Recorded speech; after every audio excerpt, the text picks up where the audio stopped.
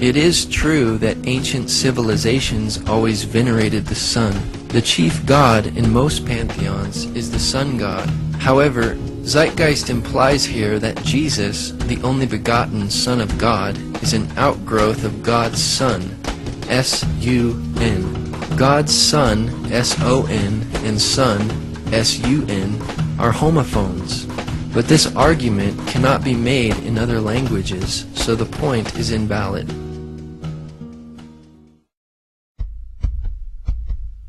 They bring up Horus. This is a far too simplistic representation of the myths surrounding Horus. In reality, there are many versions. There were originally several different gods known by the name Horus.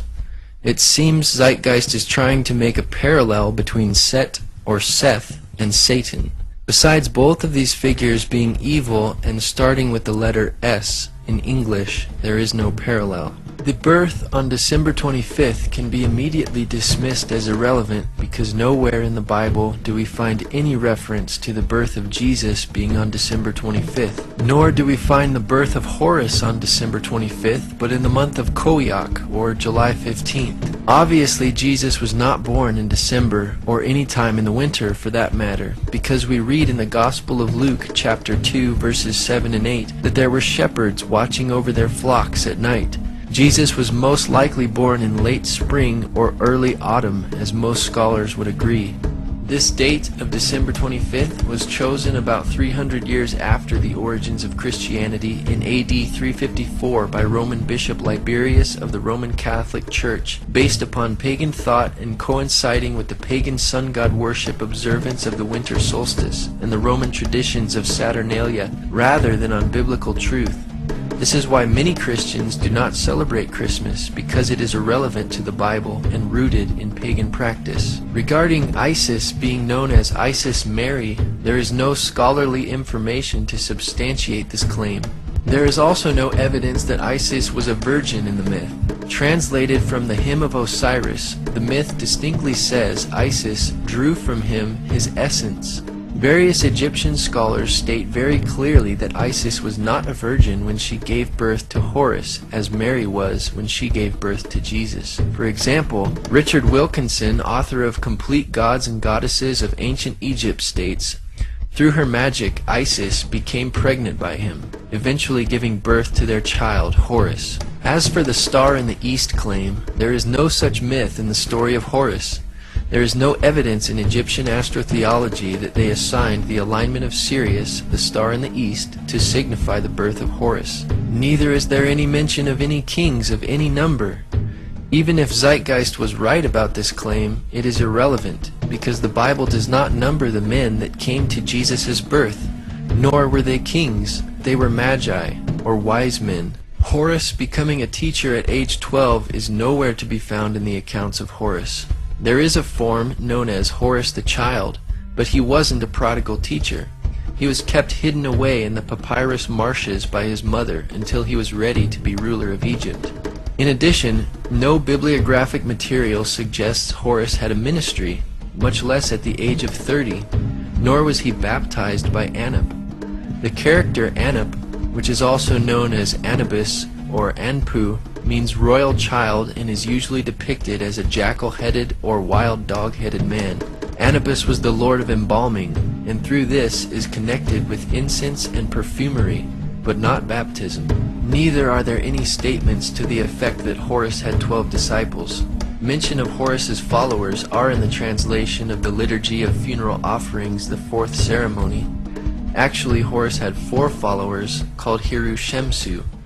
There is another reference to a group of 16 followers of Horus known as Mesnui, or blacksmiths. While 16 minus 4 is 12, this cannot be the intention of Zeitgeist. The total number of followers here is 20, not 12. In regard to performing miracles, there was some magic associated with Horus, but this is with Horus the child, not with Horus the elder or his adult forms. Horus on the crocodiles was a common manifestation of the importance of Horus in healing ritual. The power of this healing seems to come from his mother, Isis, who is indeed the goddess of immense magical power. It is not unusual, though, to find reference to miracles in reading any ancient or modern-day literature. Nevertheless, we do not find one miracle that Jesus did in the Horus story. Horus did not walk on water, as the narrator claimed, but was thrown into the water. There is also no evidence for these names of Horus in the mythical accounts. He was known as other titles, however. Horus the child was known by magical titles such as Horus on the crocodiles. Horus, as son of Isis and Osiris, was known as pillar of his mother, savior of his father, and Horus as a sun god was also known as lord of the sky, god of the east, Horus of the horizon, and later associated with Ra. In the 4th dynasty, the king, the living god, may have been one of the greatest gods as well. But by the 5th dynasty, the supremacy of the cult of Ra, the sun god, was accepted even by the kings. The Horus king was now also son of Ra, not the son of God. None of the titles for Horus listed in Zeitgeist are recognized by any Egyptologist. Horus was not crucified, buried for 3 days, or resurrected for that matter. In some versions, Horus had one or both of his eyes injured, but he was not killed, and it was his father Osiris who was killed, dismembered, reconstituted, and revived by Isis, his magical mother. Furthermore, death by crucifixion was not invented until long after the origins of the myths of Horus. From the earliest times, the god was depicted as a bird or falcon whose eyes are the sun and the moon, and whose breath is the cooling north wind manifested in different birds and species. Does this look like Jesus? Again, there is no primary Egyptian records prior to the New Testament to support the resemblances of Jesus and Horus. Next is Attis. Concerning the virgin birth claim, the Olympian gods, or Zeus, cut off the male organ and cast it away. There grew up from it an almond tree, and when its fruit was ripe, Nana picked an almond and laid it in her bosom. The almond disappeared, and she became pregnant. Nana abandoned the baby Attis. This is hardly a parallel to the biblical claim, but a desperate exaggeration. Again, December 25th is irrelevant.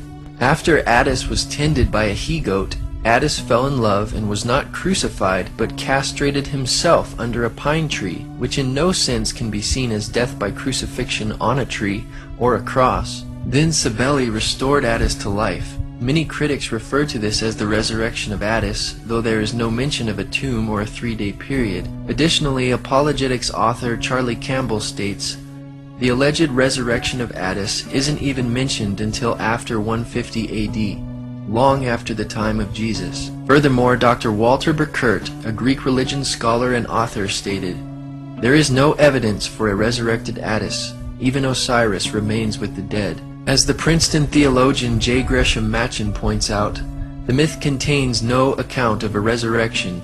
All that Cybele, the great mother goddess, is able to obtain is that the body of Attis should be preserved, that his hair should continue to grow, and that his little finger should move. Dr. Ronald Nash adds, it was only during the later Roman celebration, after AD 300, of the spring festival that anything remotely connected with a resurrection appears.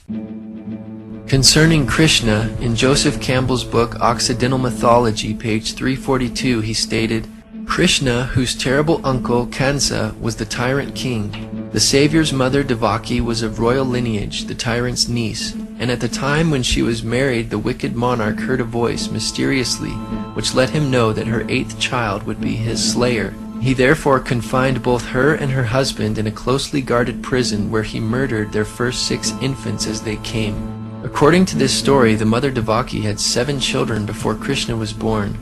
This would not make Devaki a virgin. Distinguished professor of Hinduism in India, Vasudha Narayana, PhD, University of Bombay, said, I've never heard of Krishna being born of a virgin, either through Sanskrit or vernacular texts, or even folklore. And born on December 25th, wow. The text says explicitly he was born on the 8th day of the waning moon in the month that now comes between approximately August 15th and September 14th. I can't imagine why people would sit back and cook up all these conspiracies. The only mention of stars in Krishna's birth within Hindu literature is in the Bhagavata Purana, chapter 10, 3:1-5.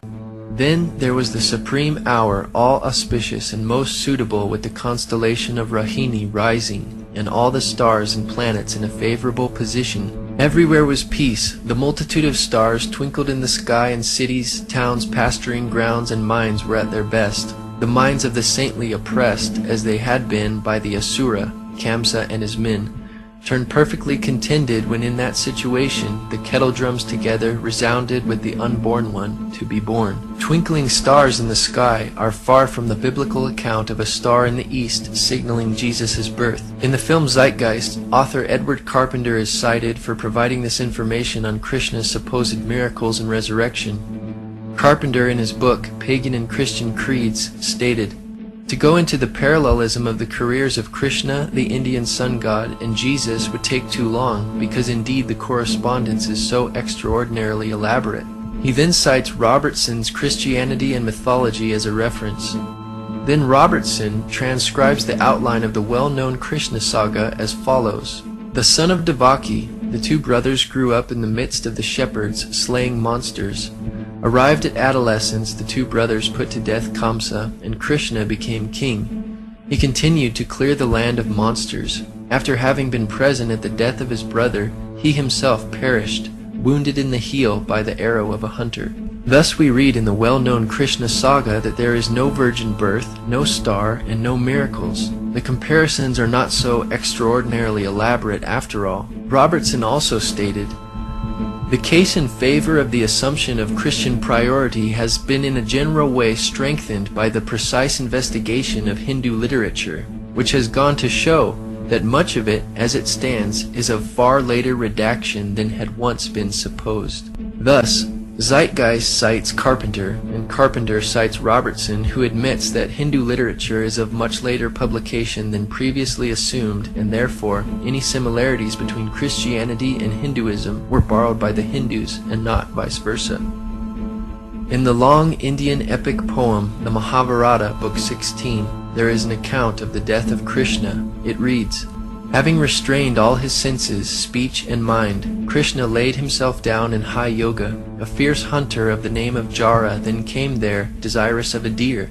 The hunter, mistaking Krishna for a deer, pierced him at the heel with a shaft and quickly came to the spot for capturing his prey. Coming up, Jara beheld a man dressed in yellow robes, wrapped in yoga, and endued with many arms. Regarding himself an offender, and filled with fear, he touched the feet of Krishna. The high-souled one comforted him, and then ascended upwards, filling the entire welkin with splendor. Krishna died and ascended, but there is still no resurrection, as claims Zeitgeist. It's hard to imagine how this blue Indian man could be mistaken for Jesus, or a deer for that matter. The only similarity we have here is an ascension, which is not even mentioned in Zeitgeist. Even if you do want to take Zeitgeist's premise that the ascension account might have been borrowed, then who borrowed from who? The earliest testimony for the complete text of the Mahabharata dates to the 1st century AD by the Greek sophist Dion Chrysostom. The available accounts of Dionysus' birth indicate that Dionysus was not born of a virgin. In the best-known myth, Dionysus was born through an affair between Zeus and a princess. In another version, Zeus mated with his daughter Persephone, and she bore Dionysus. Dr. Edwin Yamauchi, professor of history at Miami University, confirms, there is no evidence of a virgin birth for Dionysus. As the story goes, Zeus, disguised as a human, fell in love with the princess Semele, the daughter of Cadmus, and she became pregnant. Also, not only is December 25th irrelevant to Jesus' birth, there is also no reference to Dionysus being born on December 25th in any scholarly literature. Even some of Zeitgeist's sources, Timothy Freke and Peter Gandy, note that Dionysus' birth was celebrated on January 6th by some in Alexandria, which makes it of no relevance for copycat claims. Indeed, Dionysus was a traveling teacher. At any rate, this is a vague similarity that could be found in most ancient and modern literature concerning any figure with a message to share with others. But there are differences as well. Dionysus wandered the world accompanied with wild women, flush with wine, shoulders draped with fawn skin, whereas Jesus traveled the limited area surrounding Jerusalem, providing moral teachings. Though there are accounts of Dionysus filling empty vessels with wine, there is no reference to Dionysus turning water into wine, as Zeitgeist claimed. and it is not surprising that Dionysus performed miracles involving wine, since he was the god of wine. One historical study explains, the ancient literature says that there was a spring with clear, sparkling, wine-colored water, very pleasant-tasting water, in which the newly born Dionysus was bathed. Also, a spring in the temple flowed with wine. At Elis, the priests of Dionysus placed 3 large empty cauldrons in a sealed room to find them filled with wine when they returned the next day. However, from these references it is obvious that there are significant differences between the Dionysus legend and the story in John 2. The spring flowed with water, and the one at Andros flowed with wine, not wine that had once been water. And the empty cauldrons in the Elis temple were filled with wine rather than water subsequently changed into wine. Key elements in John's story. These differences have convinced most scholars that John or his tradition is not dependent on the Dionysus legend for this story. Research professor Dr. Donald A. Carson wrote, older attempts to interpret this sign as a Christianized version of the Dionysus myth or of related stories have largely been abandoned in the light of evidence that the alleged parallels are wholly inadequate.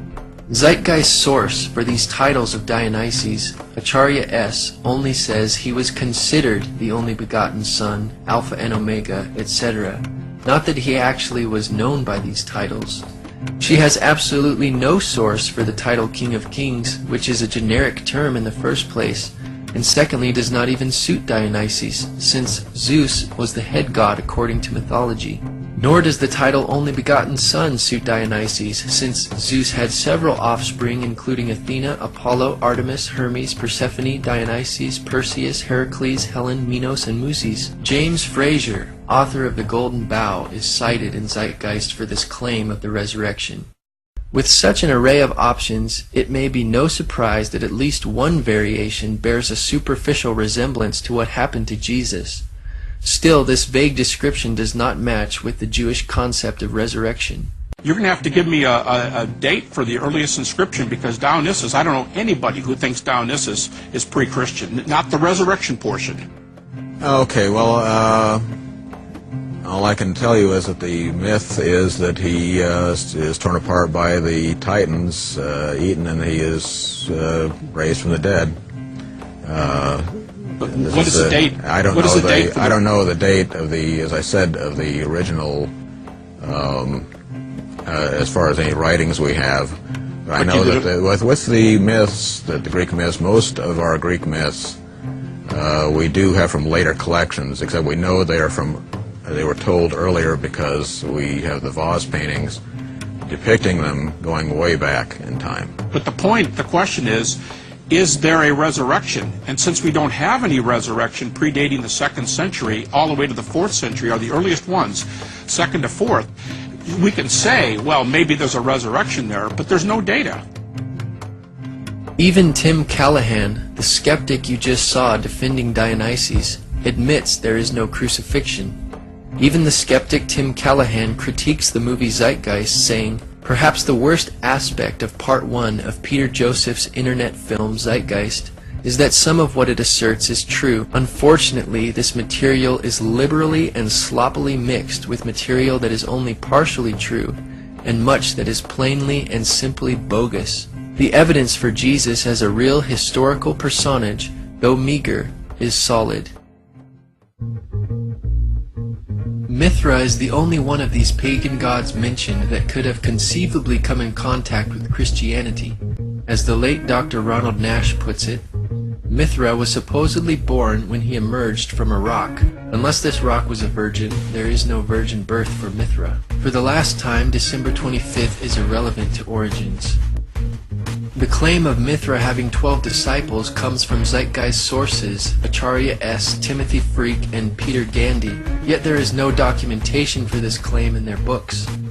Acharya S., Timothy Freak, and Peter Gandy now acknowledge that they got this idea of 12 disciples from a scene where Mithra is framed by 2 vertical rows of 6 pictures of what seems to be human figures and Mithra in the middle. The reliefs come from the 2nd century AD. Even if these reliefs were dated prior to Christianity, the Iranian Mithras had a single companion, and the Roman Mithra had two helpers, which were tiny torch-bearing likenesses of Mithra himself. Mithra also had a number of animal companions, a snake, a dog, a lion, a scorpion, but not 12 of them. Mithra did perform a number of actions rather typical for any deity worldwide, true or false, and in both his Iranian and Roman incarnations. It must be remembered, however, that some general similarities would normally apply to any religious leader. However, these are not objects that require some theory of dependence. Besides, the mysteries were not practiced until the 1st century AD, and Mithraism reached the height of its popularity around the 3rd and 4th centuries, when it was particularly popular among the soldiers of the Roman Empire. But that rules out the possibility of influence on Christianity. In his book, Image and Value in the Greco-Roman World, Richard Gordon writes that there is no death of Mithras, and thus there is no resurrection of Mithra, nor is there a 3-day burial. Zeitgeist sources Freakin' Gandhi claim that the Mithraic initiates enacted a similar resurrection scene, but their only reference is post-Christian Tertullian's Prescription Against Heretics, chapter 40, which is also quoted in the Zeitgeist Addendum. In context, this in no way proves Zeitgeist's point, because Tertullian was explaining how Mithraic practices, which were introduced into Roman culture after Christianity, copied Christianity. Mithraic practices were not even in existence in the 1st century when Christianity began, but they were beginning to emerge in Tertullian's time and apparently copying Christian and Jewish beliefs. The complete passage reads, "The devil, of course, to whom pertain these wiles which pervert the truth, and who by the mystic rites of his idols vies even with the essential portions of the sacraments of God, he too baptizes some. That is, his own believers and faithful followers he promises the putting away of sins by a layer of his own. And, if my memory still serves me, Mithra there, in the kingdom of Satan, sets his mark on the foreheads of his soldiers, celebrates also the oblation of bread, and introduces an image of a resurrection. Therefore, in the very source cited by Zeitgeist and Freakin' Gandhi, Mithra celebrates and introduces an image of a resurrection, which can hardly be seen as a resurrection of Mithra, or for Mithraic initiates. Additionally, Tertullian's writing is significantly after the New Testament times. Dr. Ronald Nash affirms, "No claim can be made that Mithras was a dying and rising god. The tide of scholarly opinion has turned dramatically against attempts to make early Christianity dependent on the so-called dying and rising gods of Hellenistic paganism. Any unbiased examination of the evidence shows that such claims must be rejected.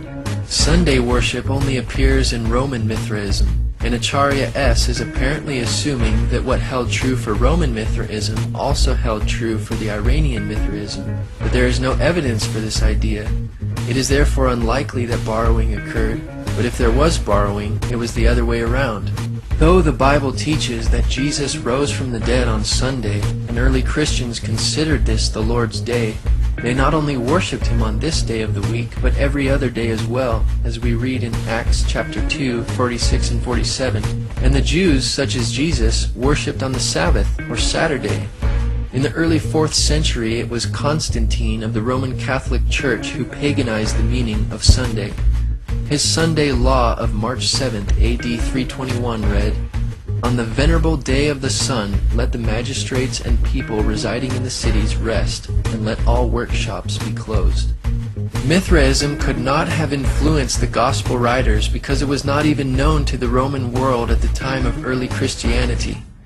The Encyclopedia Britannica states, "There is little notice of the Persian god Mithra in the Roman world until the beginning of the 2nd century, but from the year AD 136 onward, there are hundreds of dedicatory inscriptions to Mithra. Roman Mithraism was practically a new creation, wrought by a religious genius who may have lived as late as AD 100. We must assume that the pagan gods which Zeitgeist gives examples for are the ones for which they have the best documentation and evidence. As the viewer has seen, the examples given by Zeitgeist are not impressive. Taken together with all the debunked information, the parallels Zeitgeist presented in no way explains causation for Christianity. Before AD 100, all of the mystery religions were still mostly confined to localities. But after AD 100, they gradually began to attain popularity throughout the Roman Empire. Many writers used the late source material produced in this period after AD 150 to form reconstructions of what they think the cults must have been earlier to their spread in the Roman Empire.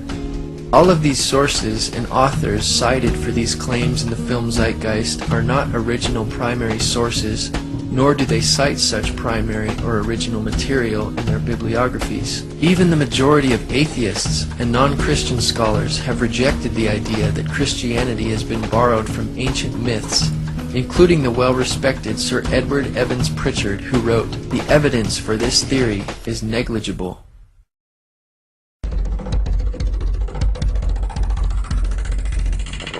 First of all, the birth sequence is completely astrological. The star in the east is Sirius, the brightest star in the night sky, which, on December 24th, aligns with the three brightest stars in Orion's belt.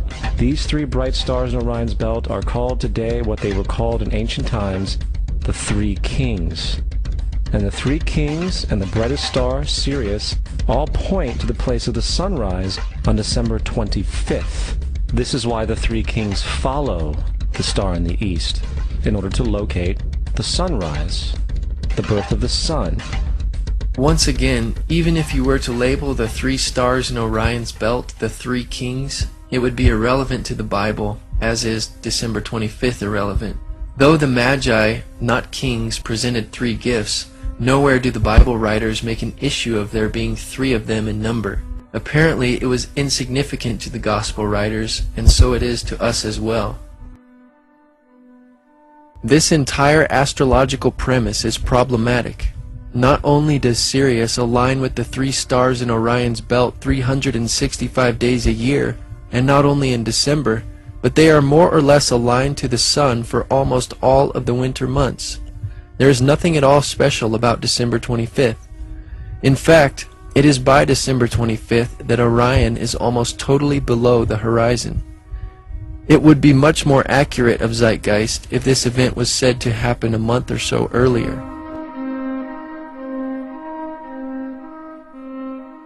The Virgin Mary is the constellation Virgo, also known as Virgo the Virgin. Virgo in Latin means virgin. Virgo is also referred to as the house of bread, and the representation of Virgo is a virgin holding a sheaf of wheat. This house of bread and its symbol of wheat represents August and September, the time of harvest. In turn, Bethlehem in fact literally translates to house of bread. Bethlehem is thus a reference to the constellation Virgo, a place in the sky, not on earth. Bethlehem indeed means house of bread. Nevertheless, there is no basis for concluding that Bethlehem was a fictitious place which was fabricated based upon the constellation Virgo in the sky. The existence of Bethlehem is attested by biblical and extra-biblical sources. First, Old Testament authors prior to the 1st century mention Bethlehem. Also, the Jewish historian Josephus mentions Bethlehem as the location where King David was anointed to be future king of Israel. J.B. Hennessy reports of the archaeological evidence demonstrating that Bethlehem was inhabited during the Iron Age and the 1st century.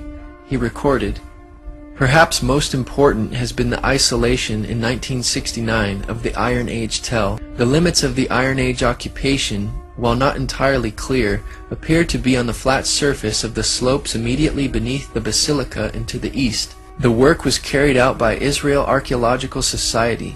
Bethlehem appears to have been a major area of occupation from the Paleolithic period." Former astrologer and author of Spellbound, The Paranormal Seduction of Today's Kids, Marcia Montenegro wrote, "You can't just make a story out of names like Virgo, Leo, Taurus, etc. And why doesn't the story begin with Aries? If it did, then Leo comes before Virgo, yet Leo is supposedly Jesus, the Lion of Judah. It seems it would come after Virgo, not before, in a story." There's another very interesting phenomenon that occurs around December 25th, or the winter solstice. From the summer solstice to the winter solstice, the days become shorter and colder. And from the perspective of the northern hemisphere, the sun appears to move south and get smaller and more scarce. The shortening of the days and the expiration of the crops when approaching the winter solstice symbolize the process of death to the ancients. It was the death of the sun.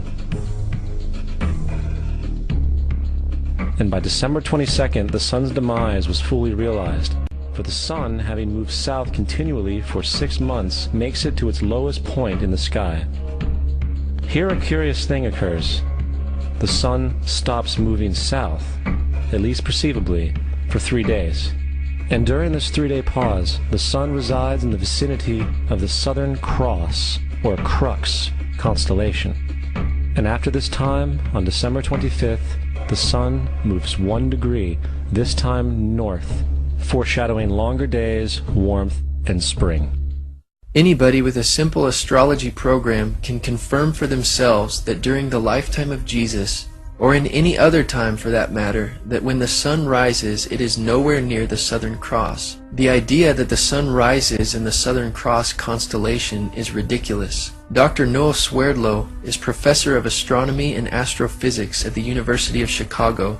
He also specialized in the study of the practice of astronomy in antiquity through the 17th century. He states, that crux, the Southern Cross, was not recognized as a separate constellation in antiquity because, as seen from the Mediterranean, it is low on the southern horizon and is surrounded on 3 sides by the stars of Centaurus, which is a large prominent constellation, and the 4 bright stars of crux are included as stars of Centaurus in Ptolemy's star catalog. It is only when you go farther to the south, so that the crux is higher in the southern sky, that it becomes prominent as a group of stars by itself, so its recognition had to wait until the southern voyages of the 16th century. Thus, the Southern Cross was not even discovered or recognized until the 16th century, long after the 1st century writers of the New Testament.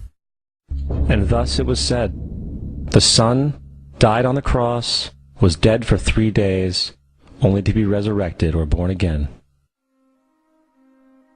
Christians have never said anything like this, that the Son, S-U-N, died on the cross.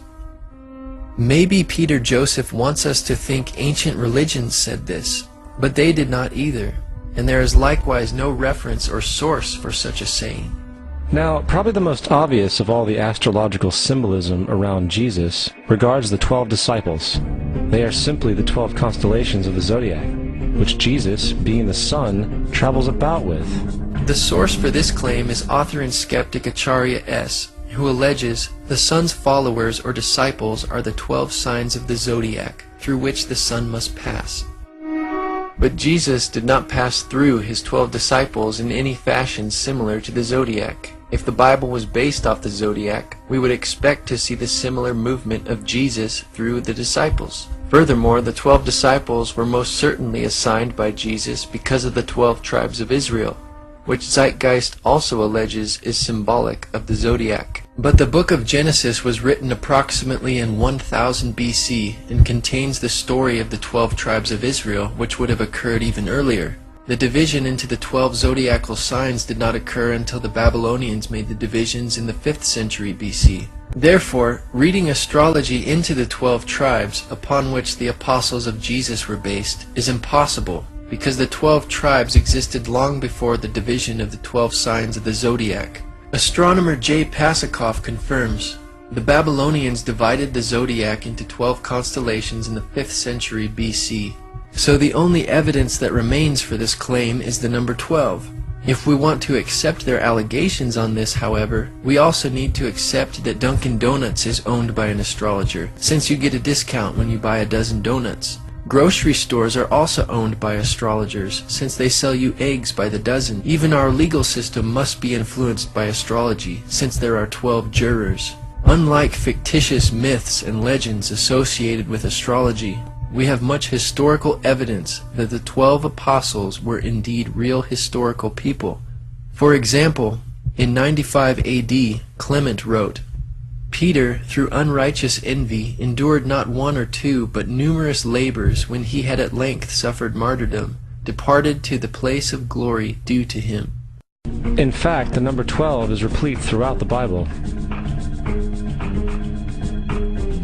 First of all, Zeitgeist stacks this list of 12s by repetitions to make it look more impressive than it actually is. The 12 tribes of Israel, 12 sons of Jacob, and 12 great patriarchs are all the same 12. There is no difference. There are 12 judges of Israel if one was to count, but the Bible never makes any issue or significance out of it. There are actually 17 Old Testament prophets, not 12. Zeitgeist missed this figure by 5. One can only wonder where they got the idea of there being 12 kings of Israel. If referring to the northern kingdom of Israel, there were 19 kings, and there were also 19 kings in the southern kingdom plus one queen. This is not including the 3 kings of Israel before the kingdom was divided. If you add these numbers together, you do not get 12. If you subtract, multiply, or divide these numbers, you cannot get 12. And no mention or reference is made in the Bible to 12 princes. If the king's sons are in view here, then Zeitgeist is way off, for many of the 41 kings had numerous sons, like King Ahab, for example, had 70 sons. Coming back to the cross of the zodiac, the figurative life of the sun, this was not just an artistic expression or tool to track the sun's movement. It was also a pagan spiritual symbol, the shorthand of which looked like this. This is not a symbol of Christianity. It is a pagan adaptation of the cross of the zodiac. What Zeitgeist refers to as the cross of the zodiac is actually the wheel of the zodiac, which has no relationship to a Roman crucifixion, the way in which Jesus was killed. To extrapolate 2 perpendicular lines from the zodiac wheel and conclude that Romans used this as their motivation to crucify criminals is preposterous. It was not until Christianity became paganized by Roman Catholicism that the cross image came to be thought of as a Christian symbol. Crosses in churches were introduced in AD 431, and the uses of crosses in steeples came about in AD 586.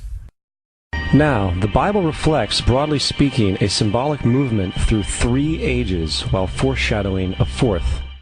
The first age, they say, is Taurus the bull. In Exodus chapter 32, we read that Aaron and the Israelites made an idol of a golden calf and worshipped it, after which Moses shattered the 2 tablets of the 10 Commandments after seeing the Israelites' idolatry. The Christ conspirators will suggest that the golden calf is the age of Taurus the bull. Where is the documentation for this supposed reality, besides page 146 of Acharya S.'s book? The New Testament, written long after the age of Taurus the bull in Jesus' generation, also mentions calves, but this is not convenient for their argument. Second, they say Moses represents the preceding age of Aries the ram.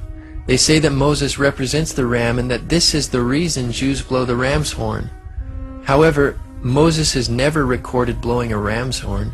Additionally, Moses cannot be identified as a ram by any interpretation within Scripture, and does not fit this picture.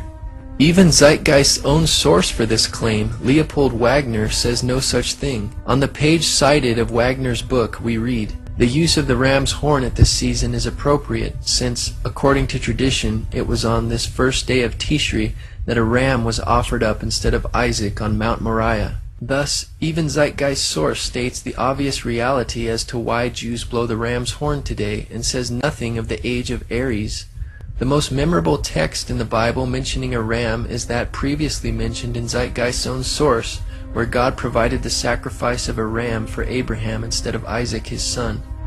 However, this event was generations prior to Moses, and would not fit chronologically into Zeitgeist's twisted interpretation of the Bible. The third symbolic age allegedly is the age of Pisces, the 2 fish. They claim that because Jesus fed 5,000 people with bread and 2 fish, and because Jesus befriended 2 fishermen who followed him, that this must be symbolic of the age of Pisces. Actually, 4 of Jesus' disciples were fishermen, not just 2. Though 4 disciples were fishermen, what about other followers of Jesus?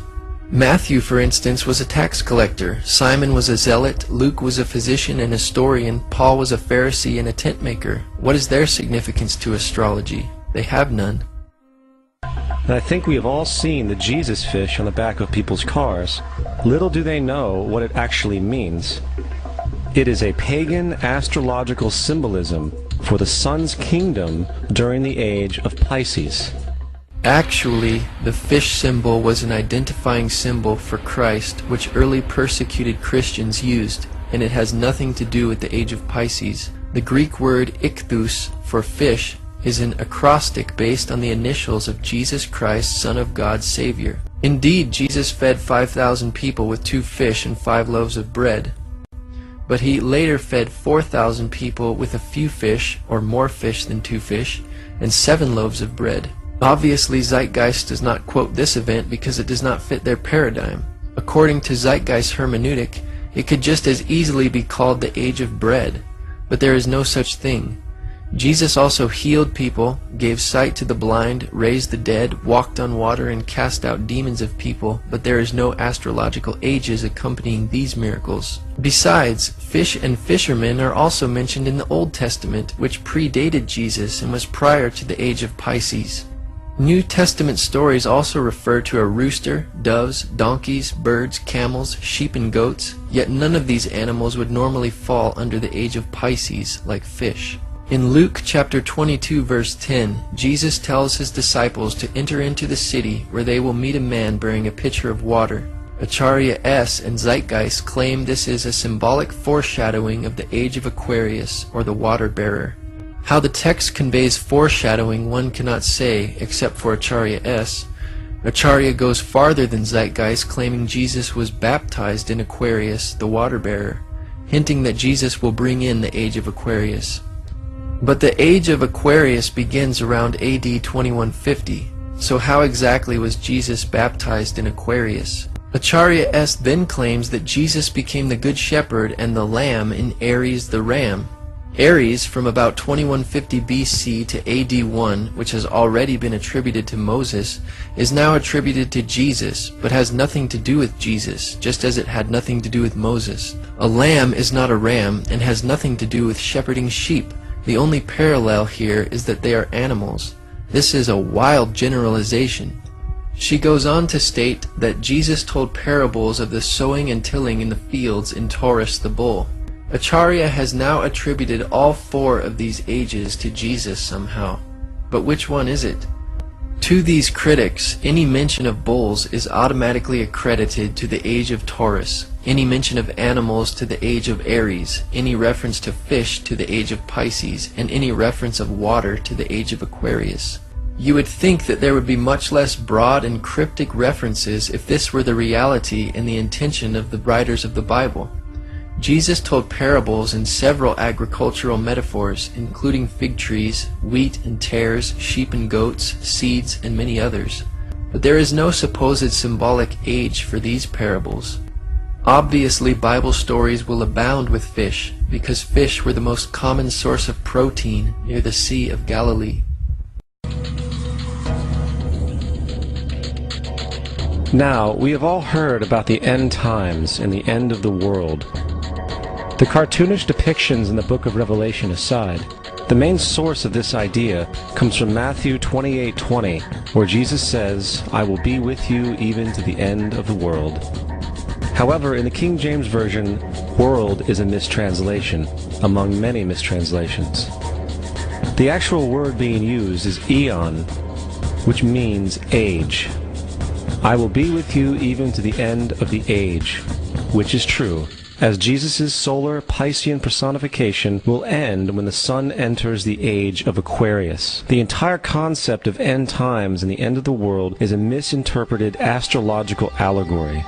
Let's tell that to the approximately 100 million people in America who believe the end of the world is coming. Peter Joseph alleges that the main source for the Christian idea of the end of the world comes from Matthew 28:20. But this passage has nothing to do with Christian views of the end of the world. Rather, a complete thematic treatment of the passages concerning the end of the world make up most Christian views which, for the most part, agree that Jesus will return as a thief in the night in flaming fire, taking vengeance on those that don't know God, and the earth will be burned up. Indeed, the word world in the King James Bible is translated to aeon, in the Greek, or age. This word means forever, an unbroken age, perpetuity of time or eternity. Jesus was not referring to any astrological age like Aquarius or Pisces. He was referring to the end of the world or the end of the times as we know it. The Greek word aeon was used again by Jesus in reference to the end of the world when he said, "The harvest is the end of the world," or aeon, and the reapers are the angels. In Luke chapter 1 verse 70, Jesus refers to God's holy prophets which have been since the world or aeon began. God's prophets, such as Moses, did not live in the astrological age of Pisces as Jesus, yet Jesus includes them in this passage. It is obvious Jesus is not referring to an astrological age here. Paul stated in Romans 12:2, "Do not be conformed to this world or aeon, but be transformed by the renewing of your mind." Again, he is referring to time since the world began until it ends. The Bible also says, "The world or aeon passes away, and the lust thereof, but he that does the will of God abides forever." The amount of time it takes for the procession to go through all 12 signs is roughly 25,765 years. This is also called the Great Year, and ancient societies were very aware of this. The narrator, Peter Joseph, makes sure to say that ancient societies were very aware of this, because Zeitgeist's whole premise and theory is dependent upon the ancients acknowledging the astronomical concept to which they refer.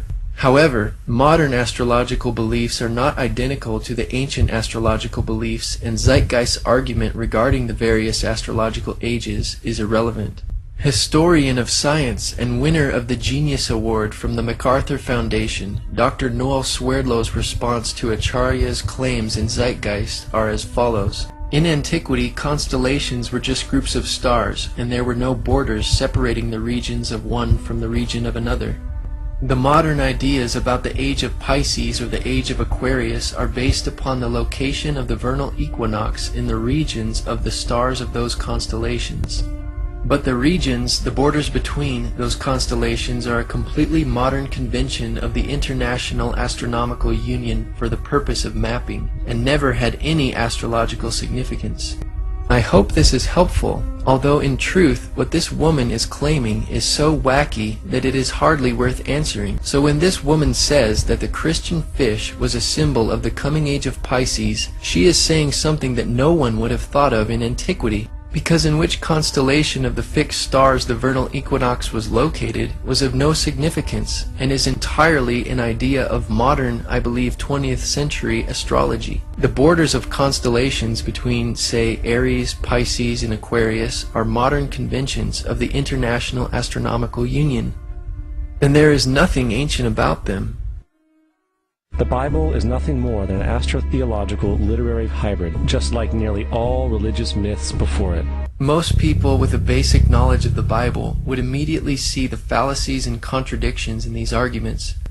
For example, the Bible and Jesus are clearly not hidden allegorical prescriptions for sun and star worship, because in Genesis chapter 1, God created the sun, moon, and stars. A further distinction is in Deuteronomy chapter 4, where God specifically forbids the Israelites to worship the sun and stars as the Egyptians did. Through the prophet Isaiah, God mockingly asked if the stargazers could actually protect those who follow them from the real power and maker of the universe. In the book of the prophet Ezekiel, God showed to Ezekiel in a vision 25 men of Judah in the inner court of the temple worshiping the sun rather than God. God considered this an abomination. Additionally, in 2 Kings chapter 23 verse 5, the priests who burned incense to the sun, to the moon, and to the planets were called idolatrous priests. Not one of these scriptures are referenced in Zeitgeist, because it would destroy their argument, distinguishing clearly between the celestial bodies and the creator of them. The origin of Christianity arose out of Judaism, which denounced these practices all throughout the Old Testament. In the Old Testament, there is the story of Joseph. Joseph was a prototype for Jesus. Joseph was born of a miracle birth. Jesus was born of a miracle birth. Joseph was of 12 brothers. Jesus had 12 disciples. Joseph was sold for 20 pieces of silver. Jesus was sold for 30 pieces of silver. Brother Judah suggests the sale of Joseph, Disciple Judas suggests the sale of Jesus. Joseph began his work at the age of 30.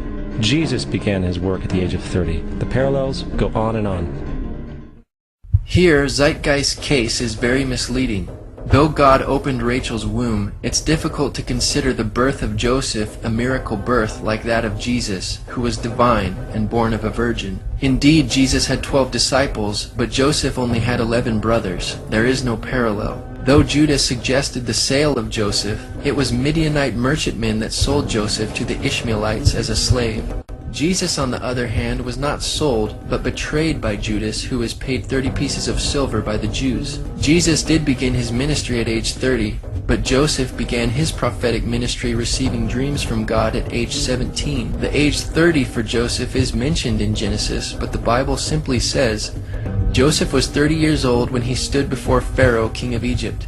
And Joseph went out from the presence of Pharaoh and went throughout all the land of Egypt. Aside from Zeitgeist parallels being inaccurate, the simple fact that there are parallels between Jesus and other people in the Bible like Joseph does not make either of them fictional. Inscribed about 3,500 years ago on the walls at the Temple of Luxor in Egypt are images of the Annunciation, the miracle conception, the birth, and the adoration of Horus. The images begin with Thoth announcing to the Virgin Isis that she will conceive Horus, then Neph, the Holy Ghost, impregnating the Virgin, and then the virgin birth and the adoration. This is exactly the story of Jesus' miracle conception. This is taken directly out of the pages of The Christ Conspiracy by Acharya S. However, Richard C. Carrier responded, "Since I am an atheist, and since I have formal experience in ancient history, the following should hold some authority with skeptics. The Luxor inscription does not depict impregnation by a spirit, but involves very real sex, and the woman involved is the mythical queen of Egypt in an archetypal sense, not Isis per se. Several things are very clear from the written narrative. The adoration scene only involves important state officials, not kings or magi. Understanding their background and cultural and historical context is helpful and necessary, but it doesn't lead to any plagiaristic scandal of the sort Acharya S. wants there to be." In regard to the inscription and Zeitgeist interpretation, researcher Keith Thompson contacted John Baines, professor of Egyptology at Oxford University, who stated, "The reliefs you mentioned show the conception and birth of the future king after the creator god. Amun-Ra has taken on the form of the existing king to impregnate the queen. There are links, but they are very far apart. Your source is a very long way off that, and several of the statements it makes are wrong." Dr. Janet Johnson, professor of Egyptology at the University of Chicago, stated, "The scene showing the god Amun visiting the queen mother to impregnate her with the future ruler, in this case Queen Hatshepsut, a Christian interpretation just doesn't work." When contacted about the film Zeitgeist, Victor Blunden of Universities of Manchester and Liverpool and of Ancient Egypt magazine said, "I have heard mention of this film before, and though I haven't seen it myself, I understand that it contains many misinterpretations and distortions of the actual Egyptian textual and relief material to get its message across. Egyptian kings were believed to be semi-divine beings, the son of an Egyptian god by a human mother. Thus the relief refers to the king Amenophis III and not to Horus, though kings could sometimes be said to be the incarnation of the gods, due to another Egyptian myth. This is where the confusion may have come in. The reliefs actually refer to the conception of the king, showing he was born of a human mother, the queen of Egypt, by the god Amun. It was not seen as an immaculate conception, as the queen was impregnated by the god Amun. This is not the virgin Isis, but the queen of Egypt depicted, and by this time she was not a virgin as she had sex. The second scene clearly shows a pregnant Queen Matumuya standing between the two Egyptian gods. The scene generally shows the baby infant being presented to the other Egyptian gods and finally being presented to the god Amun, who acknowledges that the child is his true son. Thus the interpretation of this scene by the film Zeitgeist appears totally wrong, as it imposes Christian values interpretations on a typical scene showing the divine conception of an Egyptian king. The god Horus is not mentioned here. Isis is not depicted as far as I can see. There are no three kings or magi bearing gifts, which is total fabrication and quite out of context in the Egyptian myth. Scholars disagree with Zeitgeist, which in this case quotes Gerald Massey as their source, a self-taught Egyptologist and practicing druid. Zeitgeist flashes a long list of quote-unquote staggering claims faster than the viewer can even read them all. If the movie is slowed down, however, we notice that many of these claims were mentioned earlier and thoroughly refuted in the Horus section. Not only are most of these similarities wild conjectures, many of them are not even in the Bible. Actually, the list appears exactly as seen in Zeitgeist with no sources whatsoever in the appendix of Gerald Massey's book, Ancient Egypt, The Light of the World. For example, they say, the two mothers of child Horus, who were sisters, equals the two mothers of child Jesus, who were sisters. Nowhere does the Bible even allege that Jesus had two mothers. Zeitgeist and Massey claim that Joseph, Mary, and Jesus are said to be the Christian Holy Trinity, but the Bible very clearly speaks of the Father, Son, and Holy Spirit as the Holy Trinity. There is also references completely foreign to the Bible, such as a scribe named Hermas, Jesus as the bearded Sophia, Charis, the female Christ, and Jesus speaking brutally to his mother. They say there are 7 gifts of the Holy Spirit. Actually, there are more than 7 in the Bible. Then they mention the 7 doves of the Holy Spirit, which is also completely alien to the Bible. Not only are these Egyptian Christian parallels far-fetched, but many of them are not even found in the Bible. The concept of the Great Flood is ubiquitous throughout the ancient world, with over 200 cited claims in different periods and times. However, one need look no further for a pre-Christian source than the Epic of Gilgamesh, written in 2600 BC. This story talks of a great flood commanded by God, an ark with saved animals upon it, and even the release and return of a dove, all held in common with the biblical story, among many other similarities. The many similarities between the flood account in the Epic of Gilgamesh and the biblical account in Genesis point to a common source, but there are also significant differences. While Moses lived long after the flood and wrote Genesis around 1450 to 1410 BC, he was acting as the editor of much older sources. Unlike the Epic of Gilgamesh, God gave Noah specific instructions mentioning real historical landmarks in Genesis 10:19. Many cultures throughout history have repeated the concept of a great flood. In the Genesis account, God gives Noah specific dimensions for the building of the ark, and this is the fashion which thou shalt make it of. The length of the ark shall be 300 cubits, the breadth of it 50 cubits, and the height of it 30 cubits. According to David Collins, a naval architect, not even a 210-knot wind, 3 times hurricane force, could overcome this structure which God commanded Noah to build. Contrast this to the boat in the Epic of Gilgamesh, which was a huge cube. The Epic of Gilgamesh reads, 10 dozen cubits the height of each of her walls, 10 dozen cubits each edge of the square deck. I laid out the shape of her sides and joined her together. I provided her with 6 decks, dividing her thus into 7 parts. It's difficult to imagine of a more ridiculous design for a ship. When examined with greater scrutiny, the worldwide flood legends, such as the Epic of Gilgamesh, do not compare to the historical Genesis account. Far from disproving the biblical account of the flood, the parallels between the Epic of Gilgamesh and the flood account in Genesis, along with many other parallels, history, lend credibility to the fact that a massive flood occurred just as the Bible describes, and other cultures have preserved the fact that there was indeed a great flood, as the Bible says. And then there is the plagiarized story of Moses. Upon Moses' birth, it is said that he was placed in a reed basket and set adrift in a river in order to avoid infanticide. He was later rescued by a daughter of royalty and raised by her as a prince.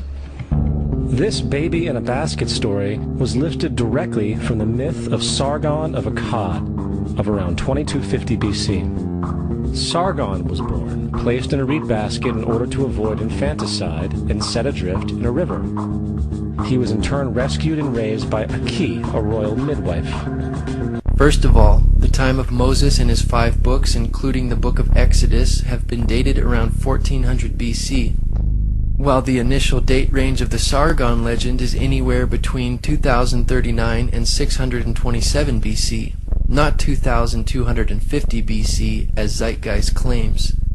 Brian Lewis's The Sargon Legend, published from the American Schools of Oriental Research, said that the Sargon story lacks any obvious grammatical, lexicographical, or philological feature that would allow a precise dating. Lewis offers the suggestion that the story was written in the reign of Sargon II, a much later king who was possibly a usurper, to legitimate his own rule.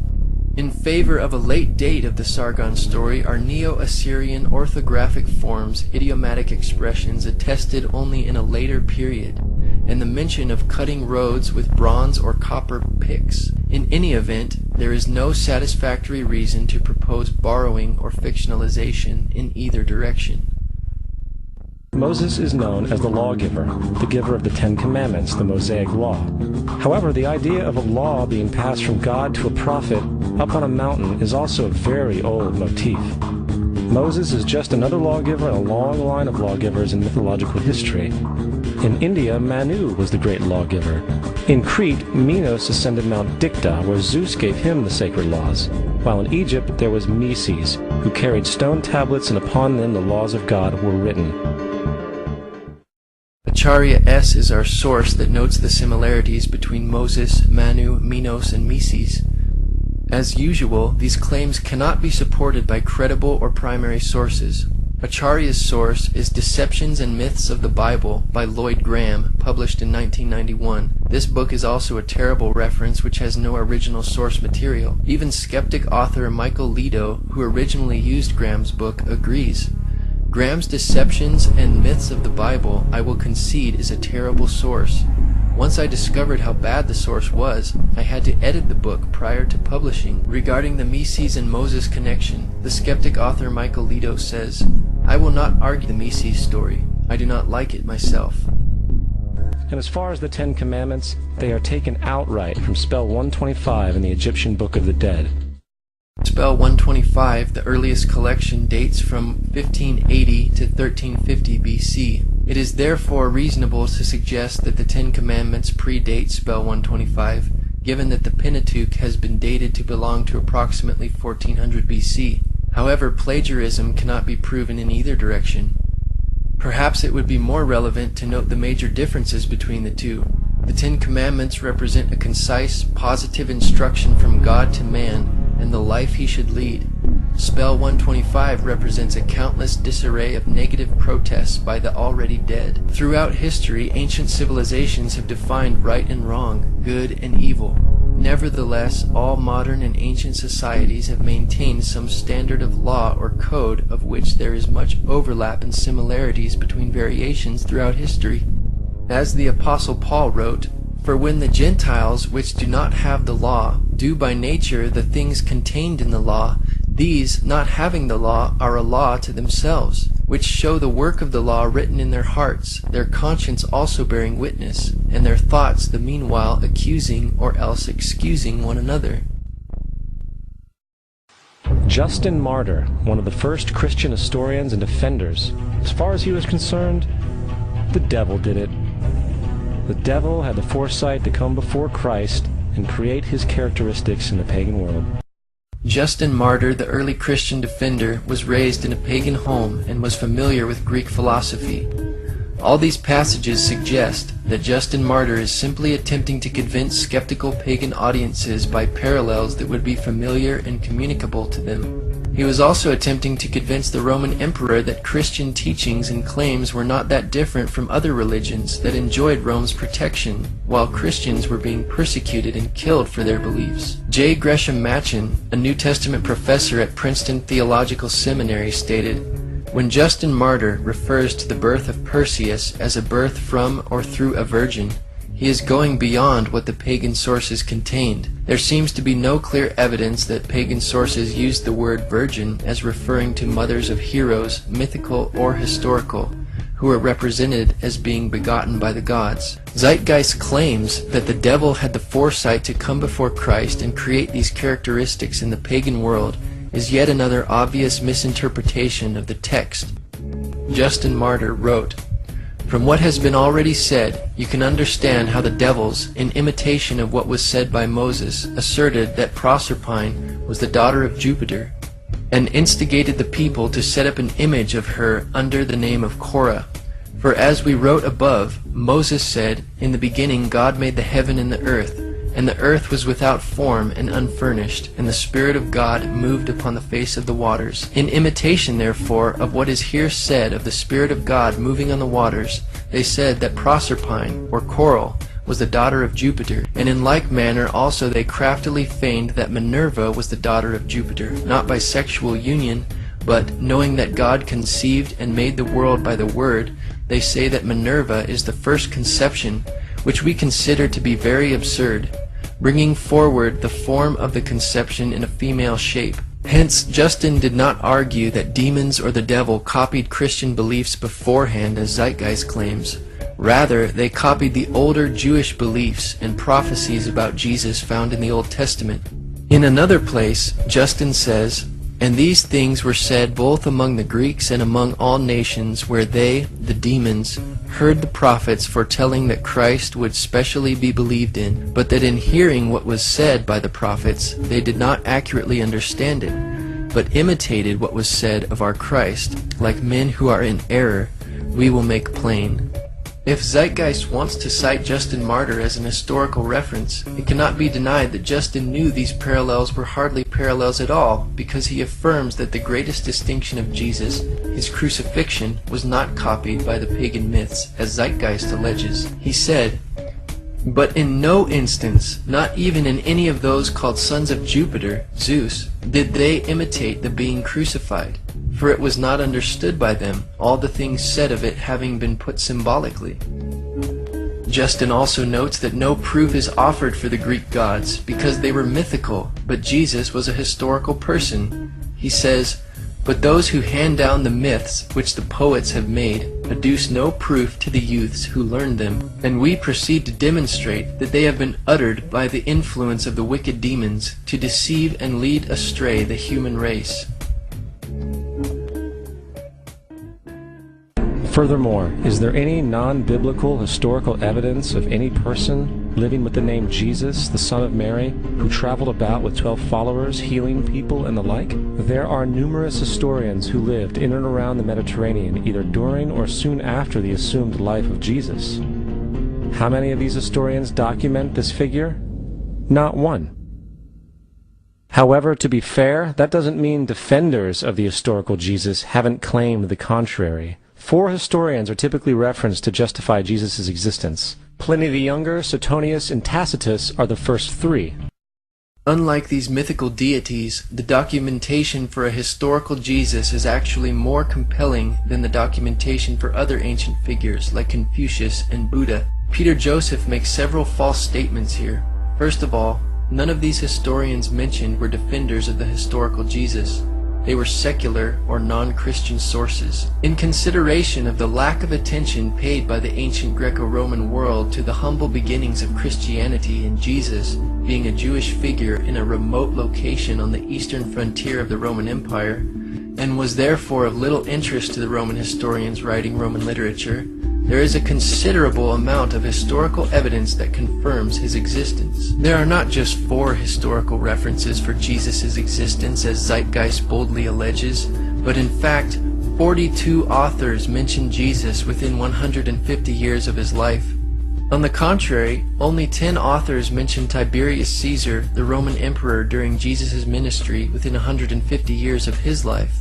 If liberal scholars applied the same arbitrary standard of rejection of historical evidence to other ancient historical personages besides Jesus, such as Julius Caesar or Alexander the Great, they would be forced to reject all history as myth. It is for this reason the brilliant historian F. Bruce wrote, The historicity of Christ is as axiomatic for an unbiased historian as the historicity of Julius Caesar. Tacitus was governor of Asia in AD 112 and was known as the greatest historian of ancient Rome. In his Annals of Imperial Rome, Tacitus wrote about Emperor Nero's persecution of the Christians. He says, "To suppress therefore the common rumor, Nero procured others to be accused, and inflicted exquisite punishments upon those people who were in abhorrence for their crimes, and were commonly known as Christians. They had their denomination from Christus, Christ, who in the reign of Tiberius was put to death as a criminal by the procurator Pontius Pilate. This pernicious superstition, though checked for a while, broke out again and spread not only over Judea, the source of this evil, but reached the city Rome also."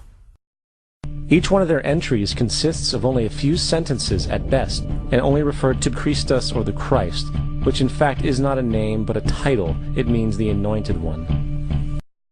Zeitgeist disregards Tacitus's reference to Jesus based on the title Christus.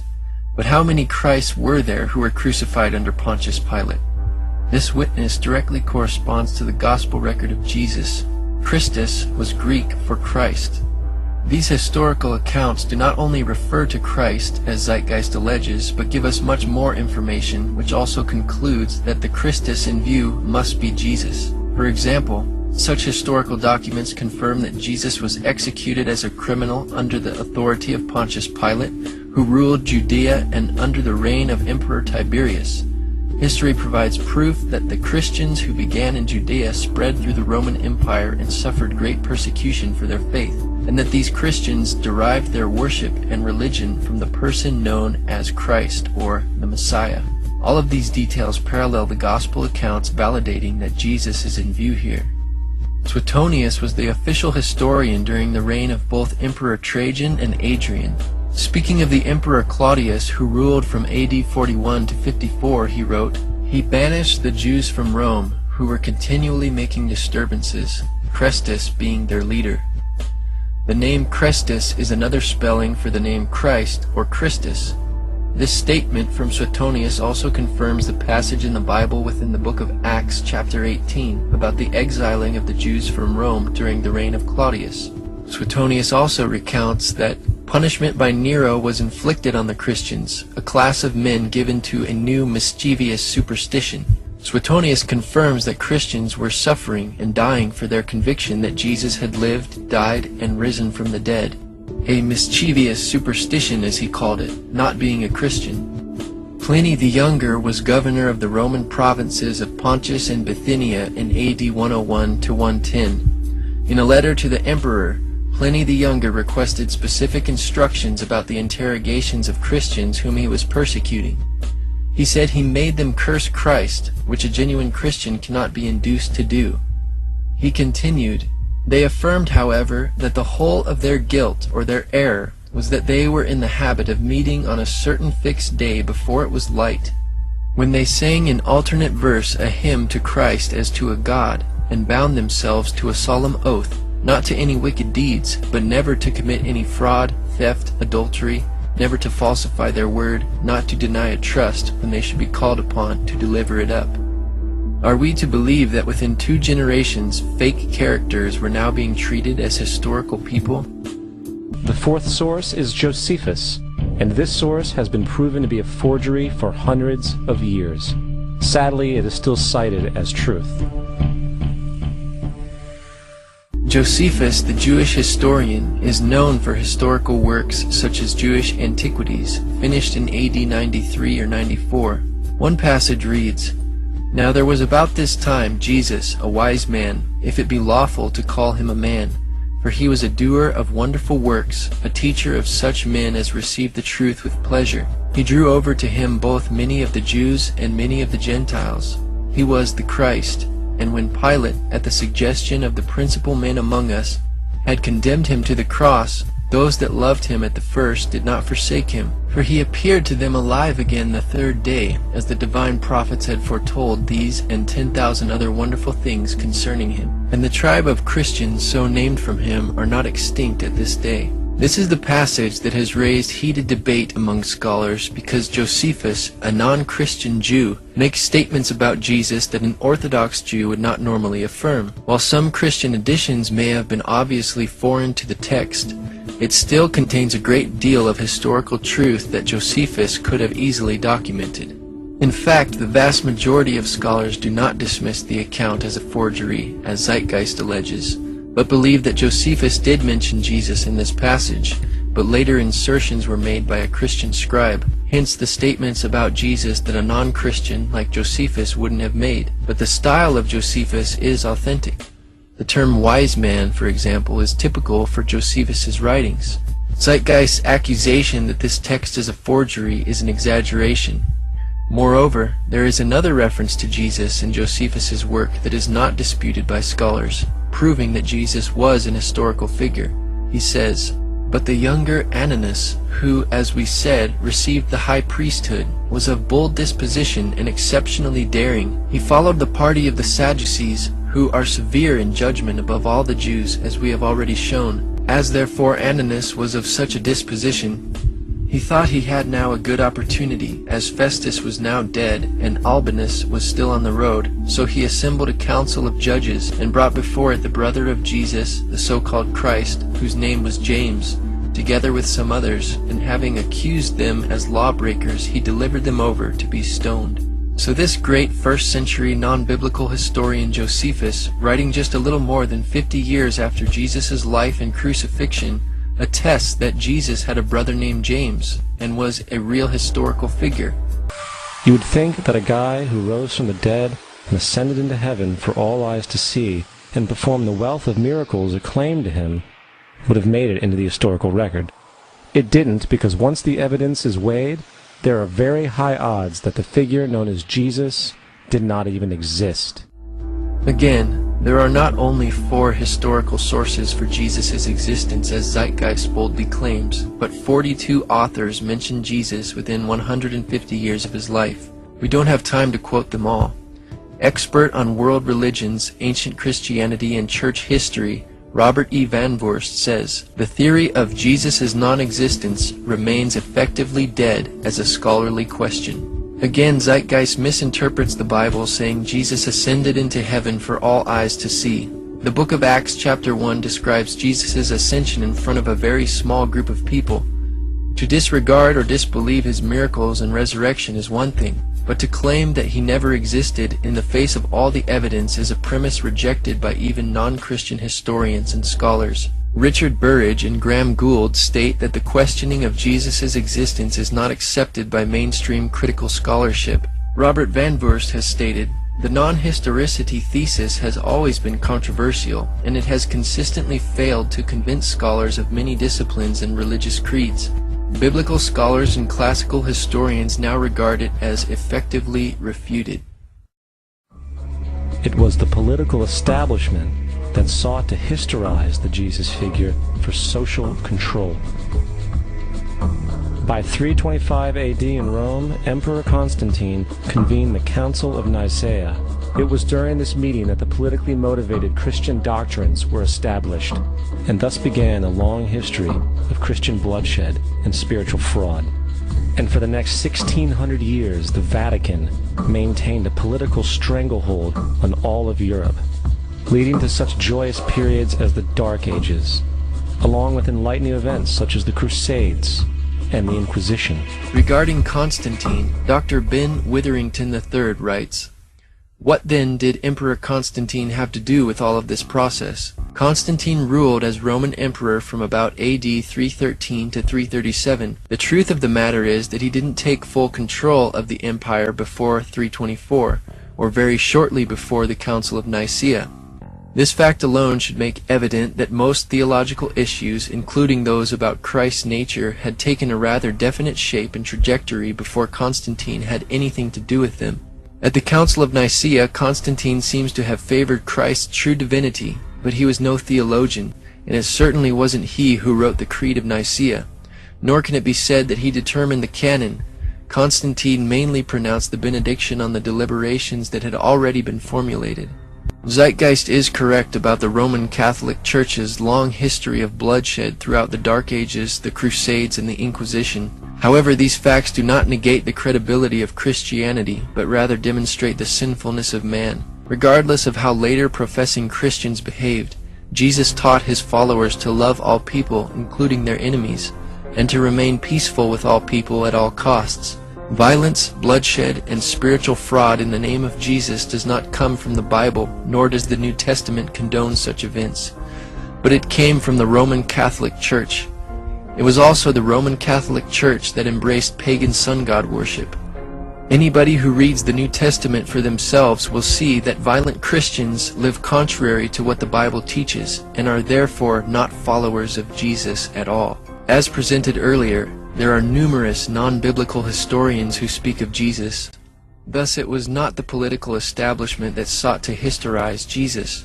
This is not to say that the Bible has not been perverted and taken out of context by the political elite for social control throughout history and even today. In the secret FEMA plan to use pastors as pacifiers in preparation for martial law, this debriefing tells pastors to help implement FEMA and Homeland Security directives. FEMA directors told pastors to preach specific passages to their congregations like Romans 13, the Bible passage often taken out of context by dictators like Hitler to hoodwink Christians into supporting him. While the Bible teaches in Romans 13 and 1 Peter 2 that God has given law enforcement officials of worldly governments the right to enforce penalties of crimes and to go to war against other nations, this is not a Christian duty. The Bible does not teach Christians blind submission to authority, but in many cases to resist the ordained powers in order to obey what God has commanded. If the state's orders are in conflict to Jesus' teachings, including murder, war, idolatry, etc., then resistance to those powers is obedience to God. Zeitgeist's argument is invalid because there are several examples of civil disobedience in the Bible. For example, Daniel chapter 3 documents a few of the Hebrews' unwillingness to compromise the commandments of God in submission to the Babylonian Empire. Exodus chapter 1 speaks of the Hebrew midwives who refused to obey the Egyptian Empire's commands to kill male babies, and Joshua chapter 2 documents the harlot Rahab who housed the Hebrew spies and hid them from the authorities. The book of Acts is full of examples of how the apostles of the early Christian church disobeyed the Jewish authorities in order to preach the gospel. Peter taught to obey God rather than men. Though the Christ myth theory, also known as the Jesus myth, is not original, it is very recent, historically speaking. The antecedents of the theory can be traced directly back to French Enlightenment thinkers Constantin François Volney and Charles François Dupuy in the 1790s. Proponents and authors cited in the Zeitgeist transcript have recently repopularized the theory. The questioning of Jesus' existence is not accepted by mainstream scholarship as stated by Richard Burridge and Graham Gould in their book Jesus Now and Then, page 34. Michael Grant states on page 199 of his book Jesus and Historians' Review of the Gospels that the Jesus myth thesis fails to satisfy modern critical methodology and is rejected by all but a few scholars. Graham N. Stanton writes, "Today nearly all historians, whether Christians or not, accept that Jesus existed and that the Gospels contain plenty of valuable evidence which has to be weighed and assessed critically. There is general agreement that with the possible exception of Paul, we know far more about Jesus of Nazareth than about any 1st or 2nd century Jewish or pagan religious teacher." James Charlesworth sums it up. "No reputable scholar today questions that a Jew named Jesus, son of Joseph, lived. Most readily admit that we know a considerable amount about his actions and basic teachings." Jonathan Z. Smith, who contributed to the entry Dying and Rising Gods for the Encyclopedia of Religion, said, "The category of dying and rising gods, once a major topic of scholarly investigation, must now be understood to have been largely a misnomer based on imaginative reconstructions and exceedingly late or highly ambiguous texts. The category of dying and rising deities is exceedingly dubious. It has been based largely on Christian interest and tenuous evidence. As such, the category is of more interest to the history of scholarship than to the history of religions." Even liberal scholar Thomas Bosslooper acknowledges, Contemporary writers invariably use only secondary sources to verify such claims. The scholars whose judgment they accept rarely produced or quoted the primary sources. Yet Zeitgeist and its sources continue to propagate this theory in spite of all the evidence. In Part 1 of the film Zeitgeist, nearly 200 sources are cited in the transcript.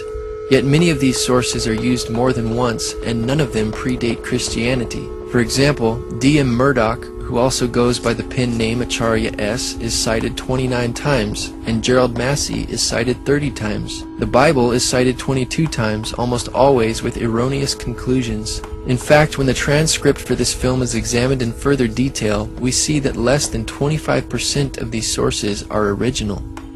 Like the French Enlightenment thinkers, Sir James Frazer, cited 4 times in Zeitgeist, wrote The Golden Bough in 1890 when these mystery religions were still mysteries. It is from his work and others that Gerald Massey and Acharya S. get much of their information. However, Frazer's pioneering work has come under criticism by more recent scholars. When the newly accumulated archaeological and textual evidence is consulted, his ideas are no longer valid. Professor of History at Miami University, Dr. Edwin Yamauchi stated, "On the popular level, Sir James Frazer gathered a mass of parallels in his multi-volume work called The Golden Bough, which was published in 1906. He discussed Osiris of Egypt, Adonis of Syria, Attis of Asia Minor, and Tammuz of Mesopotamia, and concluded that there was a common rising and dying fertility god.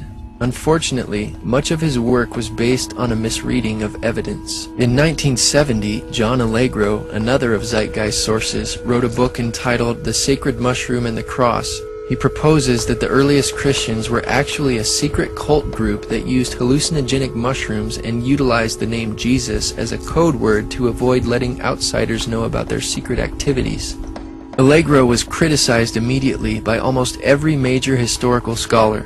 The Times newspaper of London printed a letter signed by 15 scholars in the Semitic languages who dismissed his conclusions, stating that it was not based on any philological or other evidence that they can regard as scholarly. And what about this amulet of Dionysus as a crucified figure pictured and dated 500 BC in Zeitgeist? Timothy Freak and Peter Gandy, cited 7 times in the film, feature a picture of the amulet on the cover of their book, The Jesus Mysteries. The Zeitgeist claim that this amulet dates back to 500 BC is a lie. Actually, the amulet dates centuries after the 1st century AD, after the establishment of Christianity.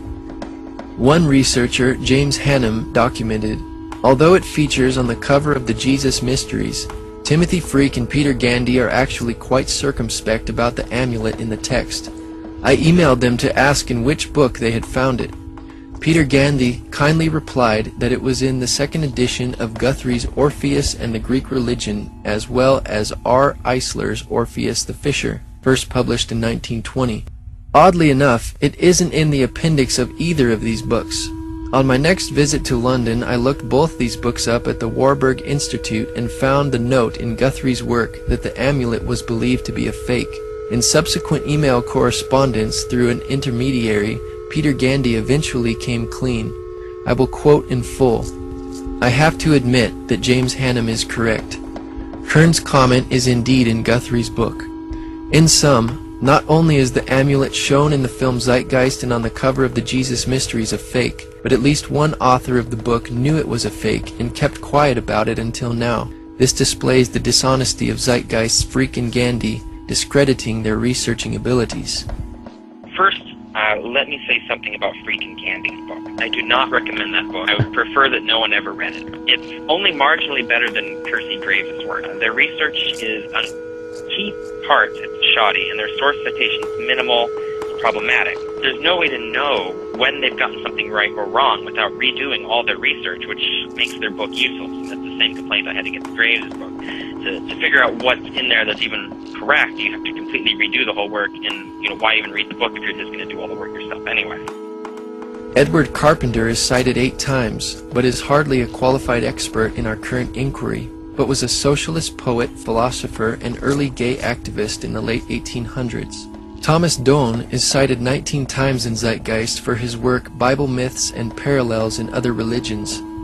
One researcher responds, in chapter 28, page 282 of Doane's book, he asserts the things you mention about the parallels between Jesus and Krishna, or Krishna, as he spells it.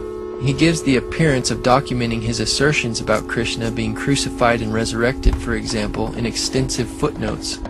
But when you check out the footnotes, each one refers not to an original document for its basis, but to another chapter in the same book. In the case of the critical for Christian's assertion, the Resurrection, chapter 23, he then documents his statements about Krishna on page 215 in yet another footnote, this time again not to original documents of any kind, but to other scholars' books, Higgins' Anacalypsis and Asiatic Researches. I was able to find the Asiatic Researches and could only find one sentence there in which the author unknown simply referred, almost as a passing thought, to Krishna having died and returned to his heavenly seat. What kind of argument, much less evidence or proof, is that? Clearly, Doan is making wild and imaginative assertions here. Acharya S., author of The Christ Conspiracy, was the consultant for Zeitgeist. However, when one examines Acharya's bibliographical material, it is proven to be a rip-off from the material from earlier authors cited in the Zeitgeist transcript. Some of Acharya's most cited material comes from The World's 16 Crucified Saviors by Kersey Graves. Any allegations of 16 other saviors who all resemble the same characteristics of Jesus is most likely based on this book. However, this book is an unreliable source. Even atheist Richard Carrier criticized, "The World's 16 Crucified Saviors is unreliable, but no comprehensive critique exists." Most scholars immediately recognize many of his findings as unsupported and dismiss Graves as useless. After all, a scholar who rarely cites a source isn't useful to have as a reference even if he is right. In response to the lengthy and detailed refutations of Zeitgeist, Acharya S. has recently responded in a short 10-minute internet commercial for her books. We will analyze some of her ideas which have not been previously discussed in this film. Why is the information in Zeitgeist Part 1 not widely known? In the first place, because of blasphemy and heresy laws, in the not-too-distant past, people could lose their jobs, friends, families, or even lives for merely questioning Christian dogma, which caused many people to remain silent on these issues. Here is Acharya's first excuse for not having any evidence for her facts. Yet Acharya does not even present any evidence for her excuse of not having any evidence. The blasphemy and heresy laws to which she refers were imposed by the paganized Roman Catholic Church upon Christians who would not follow the Catholics' perverted religious practices, and the only information that was suppressed by those Catholics was the Bible, because it condemned their actions. Also, much of this information can't be found in English, but it appears in other languages, like Greek, Latin, German, French, Sanskrit, Hebrew, and Egyptian. Unless someone can work in other languages, he or she may never encounter these facts. Now Acharya says the reason you can't validate the things she says is because she got them from other languages, and since we can't understand those languages, she is going to avoid referencing them altogether. Many of these parallels between Christ and other gods and goddesses of the ancient world cannot be found in encyclopedia entries, and these seem to be where most of the debunkers are getting their information from. Now she claims the facts cannot be found in encyclopedias and dictionary entries, yet she cites them. Notice the contradiction here. Acharya is citing the very sources which she claims cannot be used to validate her claims. By her own admission, she is not an expert. And reading encyclopedia entries does not make an expert out of anyone. Within 49 pages, she cites Wallace Budge 47 times, who is also cited 5 times in the Zeitgeist transcript. But the unreliability of Budge's work is even recognized by Acharya in the footnote of her companion's guide. She says, "I am aware of the debate concerning Dr. Budge's work, a controversy that some have suggested represents a form of rivalry not uncommon in the academic world or in the world at large. I personally have found nothing egregious about his discussion of the Egyptian religion in English, although I cannot vouch for everything in his hieroglyphic dictionaries, for instance, which are considered outdated in their system of transliterations, but which nevertheless appear to be sound overall." Scholars in past eras were less specialized, and they did in fact make these connections within comparative religion, as my research demonstrates. In reality, Acharya's research does not demonstrate or validate these connections.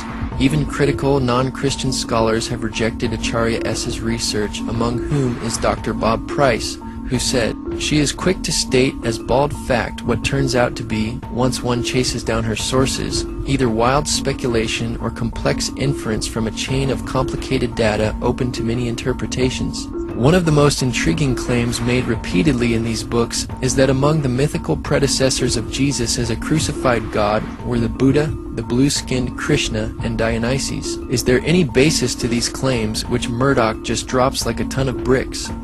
Again, she does not explain where they come from, much less why no available book on Buddha, Krishna, or Dionysus contains a crucifixion account. When Murdoch speaks of the Christ conspiracy, she means it. She really believes the people got together and cooked up early Christianity like a network sitcom. Some of these parallels between Jesus and the other gods represent mysteries, such that these mysteries were not readily recorded. If these mysteries were not written down, then there is no evidence. But somehow Acharya has made a case, despite the lack of evidence. I incorporate many pre-Christian primary sources, as well as the works of scholars highly credentialed in the appropriate fields. Actually, none of these sources predate Christianity. Either primary sources or the works of highly credentialed scholars. For example, the parallels between Christ and the god Attis, who was brought up in Zeitgeist, are discussed by Dr. Andrew T. Fear, a professor of classics and ancient history at the University of Manchester in England. Even Dr. A.T. Fear, Acharya's source, says that the resurrection of Attis did not appear until the beginning of the 4th century, inspired by Christianity, not vice versa. Attis, too, with his strong emphasis on resurrection, seems to be a latecomer to the cult. The stress on the Hilaria as celebrating the resurrection of Attis also appears to increase at the beginning of the 4th century A.D.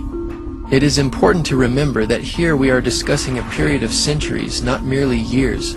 They do seem to have been provoked by a need to respond to the challenge of Christianity. Obviously, this is one of Acharya's strongest claims in support of her facts, since it made the cut into her 10-minute commercial, but her own source, Dr. Fear, embarrassingly admits that these similarities between Attis and Jesus were borrowed from Christianity and not the other way around, as she alleges. The idea of the Indian god Krishna's mother being a virgin is not widely known and is therefore said to be wrong. As demonstrated earlier, the Indian literature says just the opposite, that Devaki had 7 children before Krishna was born. The Bhagavad Gita is then shown on the screen, which is misleading because there is no record in the Bhagavad Gita or Mahabharata of a virgin birth for Devaki. We should keep in mind that shouts for primary sources serve to remind us that Christians went on a rampage to censor and obliterate everything outside of their faith. In fact, these censors destroyed a huge amount of the type of evidence that we're discussing here. Again, she makes excuses for not having any evidence or proof for her thesis, and warns us against those who would ask for such evidence. Without any evidence, the Jesus myth and astrotheology concepts are negligible. While it is true that the wise men, magi, or kings are not numbered in the New Testament, their gifts are numbered as 3 at Matthew 2:11, gold, frankincense, and myrrh. The only problem here with her interpretation is that the number of gifts does not determine how many magi there were. For example, in 2 Chronicles 21:3, there were also 3 gifts of silver, gold, and precious things presented to the sons of King Jehoshaphat. Yet there was not 3 contributors, but 1. There could have been numerous magi. The Bible does not specify how many magi there were because it is not an issue like Acharya S. makes it out to be. Since the December 25th birth date and 3 kings are so crucial to her thesis, she is going to try anything she can to make it fit. There is also no early Christian reference to the 3 stars in Orion's belt being known as the Magi, as she also alleges. Next, we will demonstrate how the modern proponents of the Jesus myth theory and sources behind Zeitgeist and Acharya S.'s work are typically advocates of Freemasonry, Theosophy, and the New Age, which are all very similar belief systems whose goal, like that of the Zeitgeist movement, is the elimination of Christianity and a utopian society, or paradise, as presented in the Zeitgeist Addendum film. In one of her online articles entitled The Gospel According to Acharya S., she states, "Perhaps the devil brings peace and not a sword to humanity. Considering how many people have been killed in the name of God and not the devil, maybe the world is worshiping the wrong entity." She also writes, "The devil is divine." Also cited in Zeitgeist are Godfrey Higgins, Albert Churchwood, cited 6 times, and Manly P. Hall, cited 5 times, which were all members of the Freemasons' secret society. Manly P. Hall, a 33rd degree Mason, wrote on page 48 of his book, Lost Keys of Freemasonry, "When a Mason learns that the key is the proper application of the dynamo of living power, the seething energies of Lucifer are in his hands."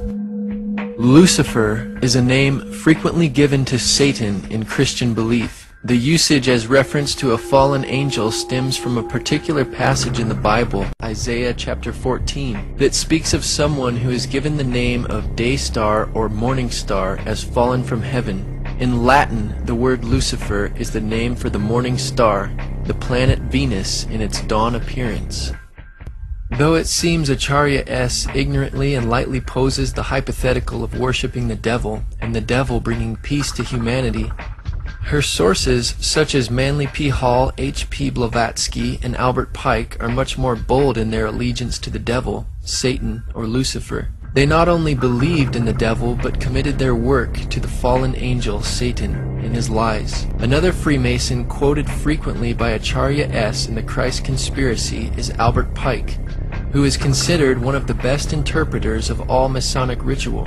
He held the highest office in Scottish Rite Masonry and rewrote all Scottish Rite rituals which are practiced today. Pike is best known for his work Morals and Dogma, which is found in the bibliography of Acharya's book. He said, "The Masonic religion should be, by all of us initiates of the high degrees, maintained in the purity of the Luciferian doctrine. If Lucifer were not God, would Adonai, the God of the Christians, and his priests calumniate him? Yes, Lucifer is God, and unfortunately Adonai is also God. The true and pure philosophic religion is the belief in Lucifer, the equal Adonai. But Lucifer, God of light and God of gods, is struggling for humanity against Adonai, the God of darkness and evil." Besides Acharya S., who quotes Gerald Massey in her work, Massey is the main source for Zeitgeist, being cited 30 times in the film. Though Acharya S. relies upon Massey's work to support much of her ideas and conclusions, Massey was not a trained Egyptologist, and his work was never recognized in the field of Egyptology. His ideas, like Acharya's, are fringe theories that lack critical support. Gerald Massey is known for his work such as The Historical and Mythical Christ. He was also a practicing Druid and a Theosophist who wrote for the Theosophical magazine entitled Lucifer, published by H. P. Blavatsky. H. P. Blavatsky, another source cited by Zeitgeist and Acharya S., was an occultist and mystic. She is the author of The Secret Doctrine and the founder of the Theosophical Society, a blend of Eastern religion, occult speculation, and Gnostic interpretation of Christianity. In the words of J. H. Russell, part of its teachings are, "All life is being fundamentally one with the life of the Supreme Existence." The Pasadena, California office of the Theosophy Society explains, "A primary idea is the essential oneness of all beings. Life is everywhere throughout the cosmos because all originates from the same unknowable divine source." These ideas are repeated in the Zeitgeist movement. The Zeitgeist movement, in fact, is the activist arm of the Venus Project. The solution to the faltering global economy offered by Zeitgeist Addendum is the Venus Project. Venus, also known as the morning star, is also synonymous with Lucifer. In The Secret Doctrine, Blavatsky wrote, "Lucifer is divine and terrestrial light, the Holy Ghost and Satan at one and the same time." She also wrote, "And now it stands proven that Satan, or the red fiery dragon, the Lord of Phosphorus, and Lucifer, or light-bearer, is in us. It is our mind, our Redeemer, our intelligent liberator and savior from pure animalism." Just as Zeitgeist and Acharya S. cite much of their material from H.P. Blavatsky, the Nazi movement was also founded on theosophy and Blavatsky's writing. Blavatsky's book, The Secret Doctrine, which is cited by Acharya S. in the film Zeitgeist, was known to be an inspiration to Adolf Hitler, specifically towards his ideas about superior and inferior races. In Section 3 of Blavatsky's book, The Key of Theosophy, she wrote of the three objects of theosophy. 1. To form the nucleus of a universal brotherhood of humanity without distinction of race, color, or creed. 2. To promote the study of Aryan and other scriptures of the world's religion and sciences. She also writes, the Theosophical Society is not then a political organization? Certainly not. It is international in the highest sense in that its members comprise men and women of all races, creeds, and forms of thought, who work together for one object, the improvement of humanity, but as a society it takes absolutely no part in any national or party politics. Notice the similarity in the objects of the Zeitgeist movement, stated by Peter Joseph. The Zeitgeist movement is not a political movement. It does not recognize divisionary notions such as nations, governments, races, religions, creeds, or class. Rather, we see the world as one organism, with the human species as a singular family. What the Venus Project represents and what the Zeitgeist movement hence condones could be summarized as the application of the scientific method for social concern. Today, the modern New Age revival can be traced back to H.P. Blavatsky and the founding of the Theosophical Society. Blavatsky's prize pupil, Alice Bailey, developed Blavatsky's teachings into an organized system and coined the term New Age. Bailey taught that humanity must achieve enlightenment by realizing its divinity. Bailey's teachings are kept alive today by the Lucis Trust. The organization was originally called the Lucifer Publishing Company, according to a statement on their website, because Bailey considered Lucifer, the fallen angel, a positive principle, as did H.P. Blavatsky, whom they cite as a great teacher. Though Acharya S. is not a practicing theosophist, Freemason, or Druid like her sources, she does demonstrate loyalty to the New Age movement, which is no different. On page 416 of the Christ Conspiracy, she says, despite the vilification of the so-called New Age movement, the fact is that we are entering into a new age. The age referred to in the gospel tale is that of Pisces, and through contrivance and duplicity, coercion and slaughter, the fish god Jesus, the Piscean solar avatar, has indeed been with us. But now it is the close of the age, and his time is over. As Hancock says, we live today in the astrological no man's land at the end of the age of Pisces, on the threshold of the new age. The Zeitgeist movie opens with a quote from Jordan Maxwell's Inner World of the Occult. The more you begin to investigate what we think we understand, where we came from, what we think we're doing, the more you begin to see we've been lied to. Maxwell was also heavily influenced by H.P. Blavatsky and Theosophy. Helena Petrovna Blavatsky? Right. Yes, I have all of her works. I think her best work was Isis Unveiled, Part 2, which is theology. Right. Science. And that was an exceptional work. I think that Helena Petrovna Blavatsky, the Russian mystic, was a very wise and perceptive lady. Manly Palmer Hall, one of my very good friends. Manly Palmer Hall, one of my very good friends.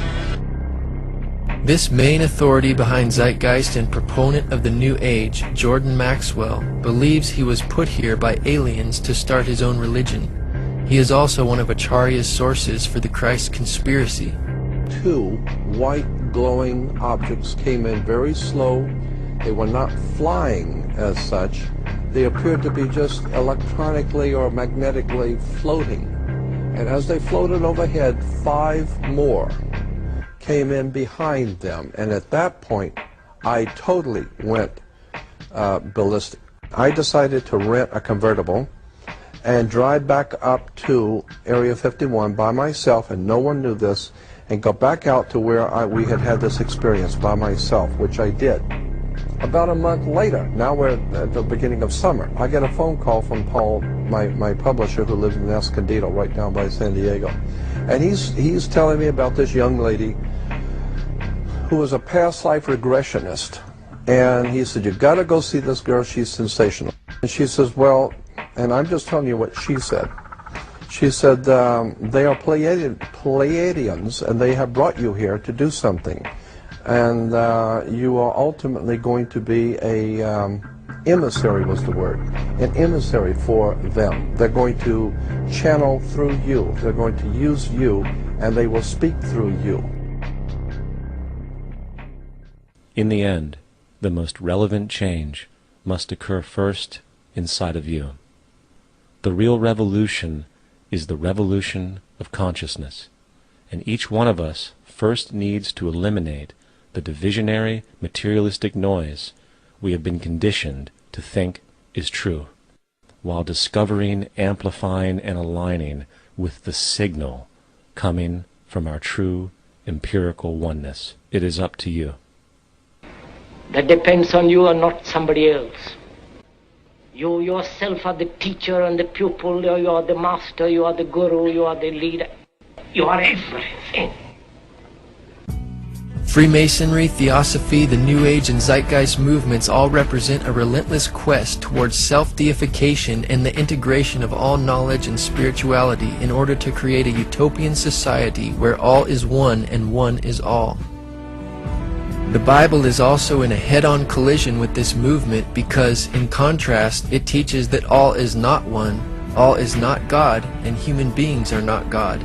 The Zeitgeist movement and Venus Project Utopia theoretically eliminates this problem of sin and human depravity, saying, essentially, that sin, evil, and crime is not caused by free will of individuals, but is a product of society, circumstantial experiences, and money.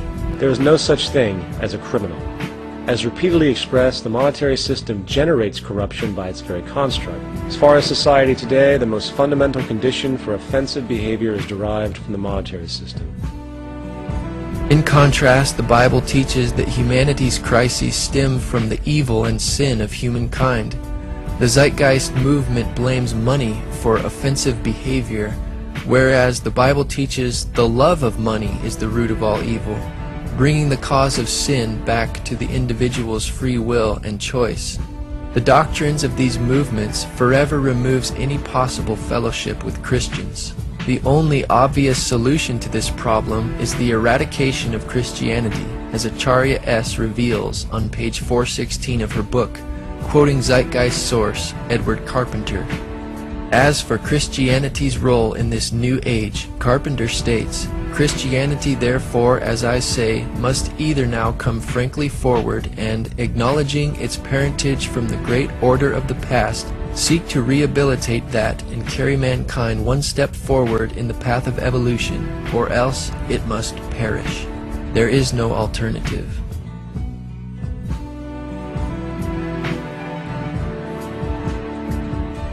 The Apostle Paul cites the resurrection of Jesus from the dead and its subsequent effect upon all mankind as the proof that God exists, that Jesus is His Son, and that the redemption of all those who obey God and His Word is assured by His personal triumph over the grave. Obviously, the Zeitgeist movement will label the resurrection another myth, as they do with Jesus' historical existence. A cardinal doctrine of the Christian faith is the death and resurrection of Christ.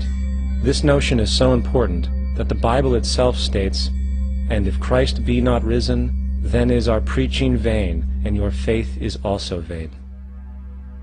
It is easy to take the previous verse from Paul's letter to the Corinthians out of context when it is not quoted in its entirety. Paul was making a point in rebuking those who said there was no resurrection, even though Jesus was resurrected.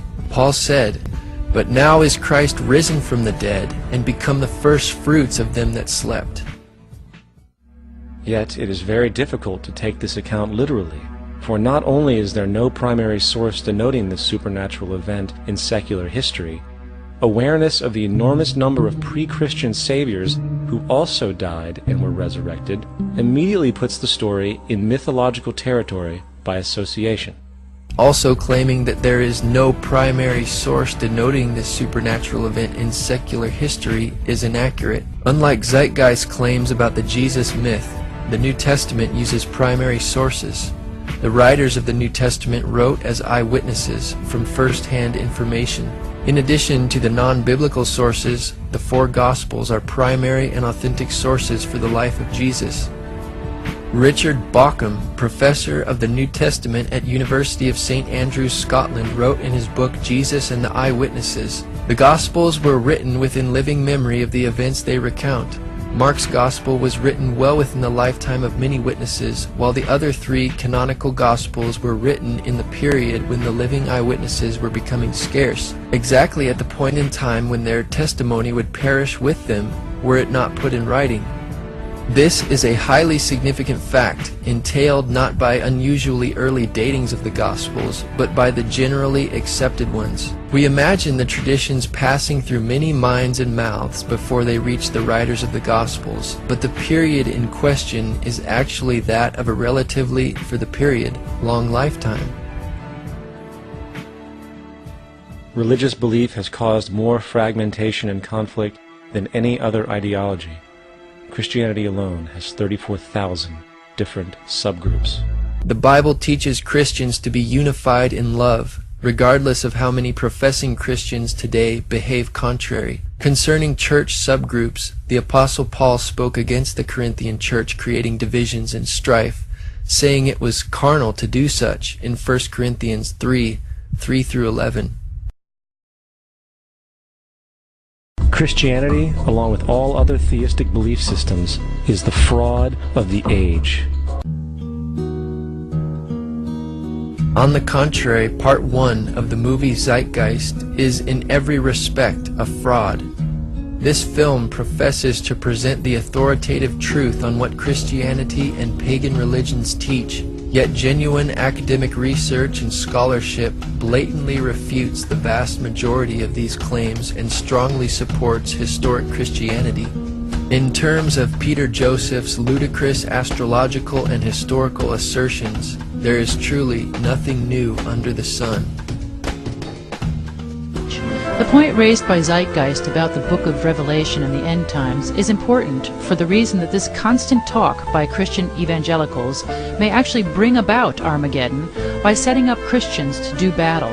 And I firmly believe we must not let that happen. Anybody who professes to be a Christian and does battle, as Acharya put it, is a wolf in sheep's clothing, a false prophet which is known by their fruits, according to Jesus in the Bible.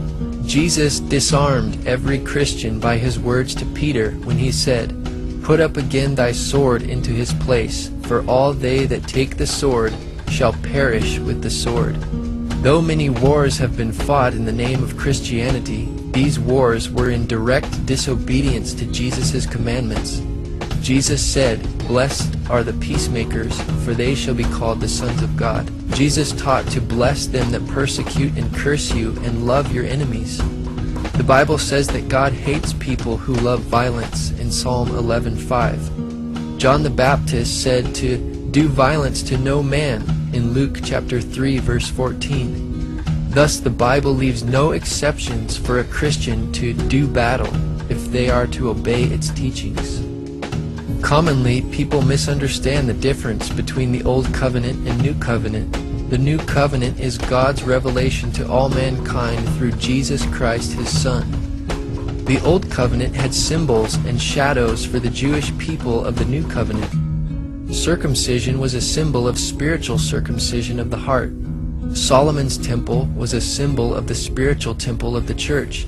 The Old Covenant had its laws written upon tablets of stone, while the New has Jesus' commandments written upon His people's hearts. And the physical battles in the Old Testament were a symbol of the spiritual warfare against sinful flesh, which does not involve physical weapons of warfare. Contrary to Acharya's interpretation, the book of Revelation is clear in that the beast or evil world empire is given power over all nations to make war with Christians and overcome them. Jesus authoritatively told Pilate, "If my kingdom were of this world, my servants would fight," implying that his kingdom is not of this world, and this is why the true servants of Jesus do not fight. Jesus also said, From the days of John the Baptist until now, the kingdom of heaven suffers violence, and the violent take it by force. The only way to recognize a true Christian, according to the Bible, is by their love, because God is love. Regardless of whether or not somebody calls themselves a Christian, Jesus said, "The word that I have spoken, the same shall judge him in the last day."